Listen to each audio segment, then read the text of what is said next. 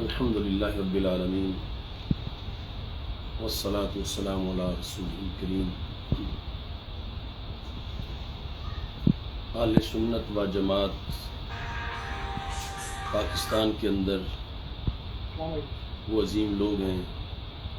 جو بانیان پاکستان کے حقیقی وارث اور جانشین ہیں، اور اپنے عقیدہ کے لحاظ سے جمہور امت کے جو عقائد ہر صدی میں رہے، اہل سنت انہی عقائد کے حامل اور وارث ہیں۔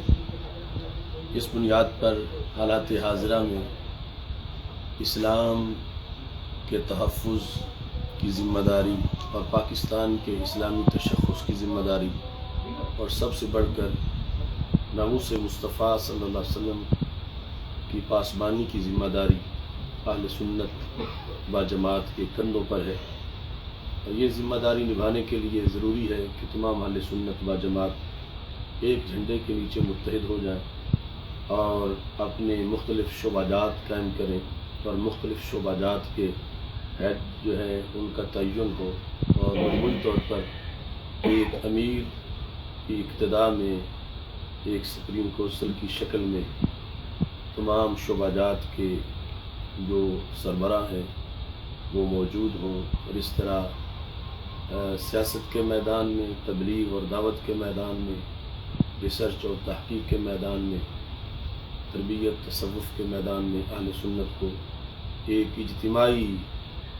کاوش کی ضرورت ہے۔ اللہ کے فضل سے کوششیں پہلے بھی ہو رہی ہیں، اور مختلف تنظیمات، مختلف ادارے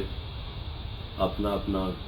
کام اپنی جگہ پہ کر رہے ہیں۔ مختلف شخصیات کا جو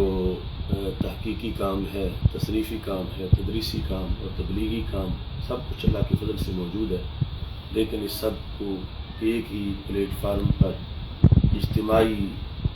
شکل دینے کی ضرورت ہے، اور اس کے لیے ہم کوشاں ہیں انشاءاللہ۔ تحریک لبیک یا رسول اللہ صلی اللہ علیہ وسلم تنظیمات اہل سنت کا ایک گلدستہ تیار کرنے میں مصروف ہے۔ آپ دعا کریں کہ رب ذوالجلال ہمیں اس کاوش میں کامیابی عطا فرمائے، تاکہ آنے والے الیکشن میں اہل سنت کے ووٹ تقسیم نہ ہوں، اور تمام اہل سنت بیدار ہو کر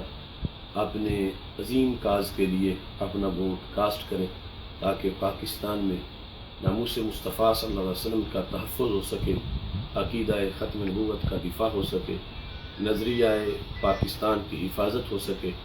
اور اس ملک میں نظام مصطفیٰ صلی اللہ علیہ وسلم کا نفاذ ہو سکے۔ اللہ تعالی ہم سب کا حامی و ناصر ہو۔ وآخر دعوایا ان الحمد للہ رب العالمین۔